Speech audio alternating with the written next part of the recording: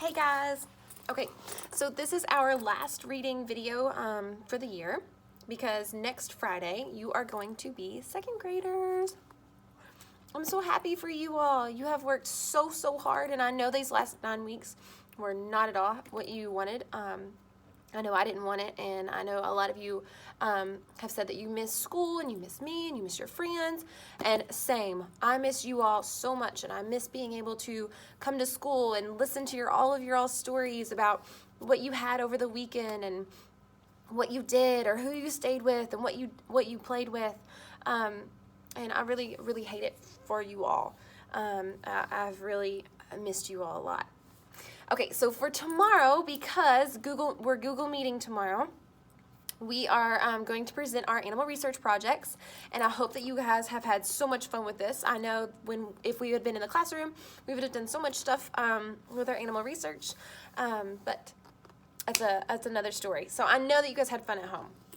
We are going to read a nonfiction book about birds and how birds build their nests and what the difference is in each bird and what they do, and even how many eggs they lay.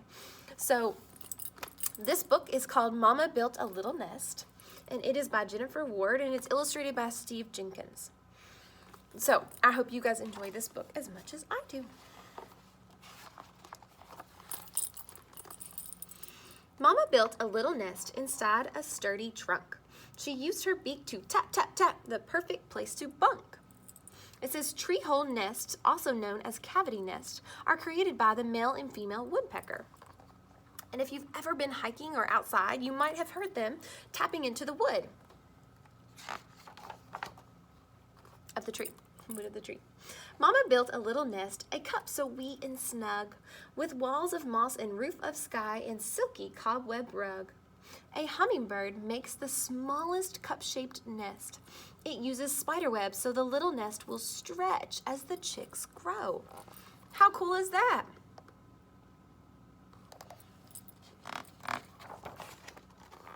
Mama built a little nest. Well, actually, she didn't. She found one that another made and then laid me in it. So not all birds build nests. The cowbird, the wada, and the cuckoo find a nest built by another bird species. They lay their eggs in it and then fly off, leaving their eggs in the care of the bird who built the nest. So if you notice, here's a different egg that looks different from the others. So they leave their eggs in the care of another bird. Mama built a little nest. My daddy helped out too. They placed my egg upon his feet, and that's where I hatched and grew. The emperor penguin uses a living nest. The father penguin uses his beak to roll the mother's egg upon his feet quickly so it doesn't freeze, and carefully so it doesn't break. There, it stays buried under his tummy folds for about 60 days. That's 2 months.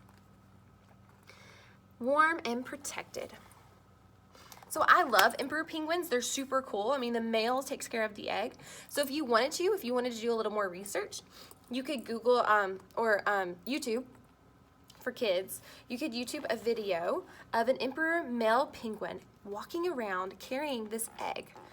And if we were in the classroom, we would have practiced the same thing using potatoes. So if you want to at home, if you want to take a potato and put it in between your feet and try walking with it like an emperor male penguin and see how easy it is. You might be surprised.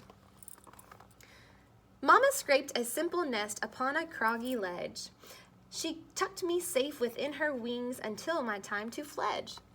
Certain birds, such as a falcon, create a nest called a scrape on a high cliff edge. The mother and father may scrape away at the ledge, creating a small indention.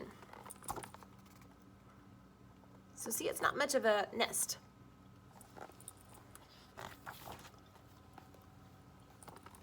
Daddy built a little nest, and then he built another, and another, and another, hoping to impress my mother.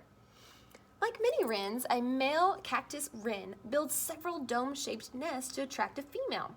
If impressed, the female will choose one and then continue to add to its structure. Remaining nests may be used as resting places, like roosts, by the father, and may also serve as decoys to confuse predators. So a decoy is what? Something that's not real. It's kind of like fake. So if you've ever been hunting, you might use a decoy to lure the other animals in. So just like that, they're using those to scare away the predators, or confuse the predators, not scare away. Mama built a little nest. She used her beak to sew a woven nest of silky grass, the perfect place to grow.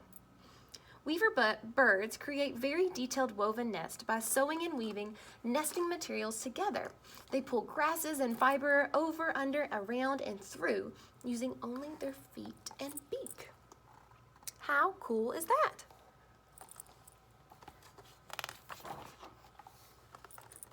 Mama built a little nest by digging out a burrow. It was a hoot, our little home, a safe and feathery furrow. A burrowing owl's nests underground in a burrow nest. It can dig its own burrow or use an abandoned burrow created by a mammal.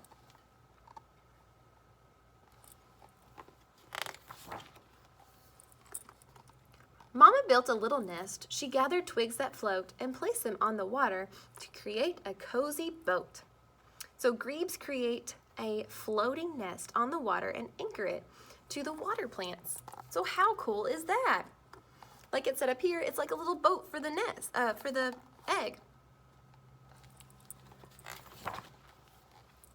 Mama built a little nest. She made it on the ground. A simple nest, not very soft, with pebbles smooth and round.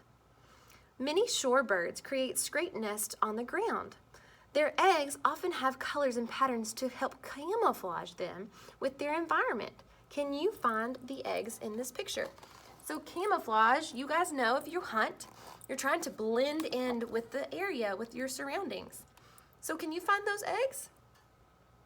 I think they do a good job camouflaging and blending in, don't you? Daddy built a little nest. Now don't gross out with spit. Who would have thought that spit would make the perfect place to sit? So the swiftlet makes an edible nest using tube-shaped saliva, which hardens in the air. So they spit it out, it hardens, and then they make it to weave in their nest. Swiftlet nests are often used in bird's nest soup, which is a Chinese delicacy. So they actually, in China, they actually eat the nests in a soup. Would you be willing to try that? Mama built a sealed nest within an old tree's hollow. My daddy left a little hole to pass her food to swallow. So the hornbill makes a cavity nest inside a tree hollow. So this is called a hornbill bird. With the female inside, the male on the outside. Both birds use mud and droppings to seal the cavity. A small hole is left open, which the male uses to feed the female. She remains locked inside the nest to incubate her clutch. So she's keeping all of her eggs warm while inside.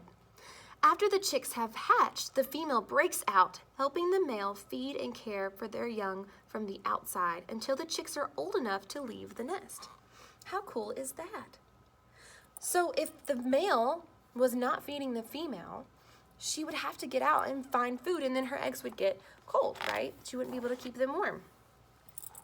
Mama built a sturdy nest by stacking twigs up high, a breezy house upon a tree where talons blend with the sky. The male and female bald eagle build a stick nest called an eyrie by gathering and layering many sticks. Their nests are among the largest of the bird's nest, usually 5 to 6 feet in diameter and 2 to 4 feet high. So most of you are probably around 4 feet tall. So those nests are almost as tall as you are. That's tall. Mama built a little nest entirely out of mud. No feathery down, no soft green plants, just muddy crud. The male and female flamingo build a mound-shaped nest on the ground using mud, into which the female lays just one egg.